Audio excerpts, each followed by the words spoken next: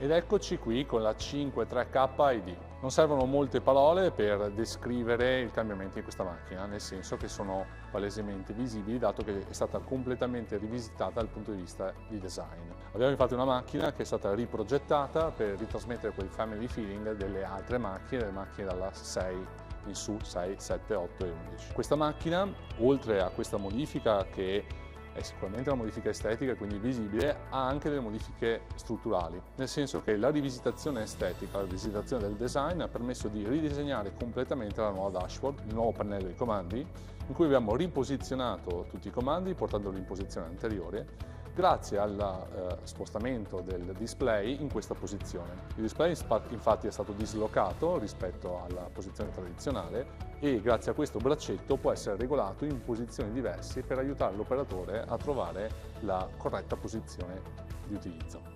Un'altra novità significativa, importante perché agevola le operazioni di manutenzione della macchina, è questa nuova sagomatura nella zona dello scarico che permette una estrazione in facilità del cofano motore. Come dicevo, ci sono delle modifiche per lo più di design, ma c'è anche una modifica strutturale, nel senso che si è dato a modificare questo passante che prima era in posizione più bassa, quindi posizionato alle spalle del sedile, ora è in posizione più alta, permettendo al sedile di arretrare di ben 5 cm. Questo permette a persone anche alte di salire comodamente sulla macchina e avere almeno 5-10 cm tra il ginocchio e la macchina stessa, permettendo così anche a una macchina piccola come la Serie 5, una macchina che ricordo è larga 1 metro e pesa circa 1000 kg, di essere veramente comoda anche per operatori alti o di dimensioni importanti. Il posizionamento dei comandi, come dicevo, è stato attentamente ridisegnato e studiato per permettere un'ergonomia maggiore.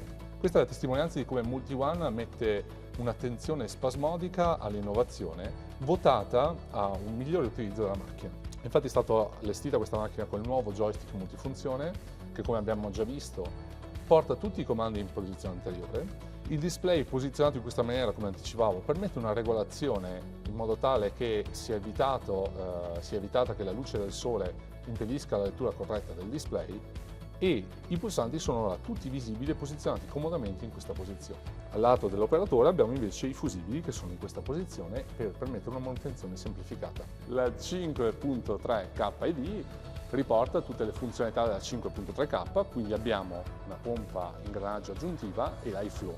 Bene, per la 5.3KID abbiamo visto credo tutto, rimando ovviamente a una consultazione della scheda tecnica per avere un dettaglio più preciso della macchina. Possiamo passare adesso all'8.4 Turbo S.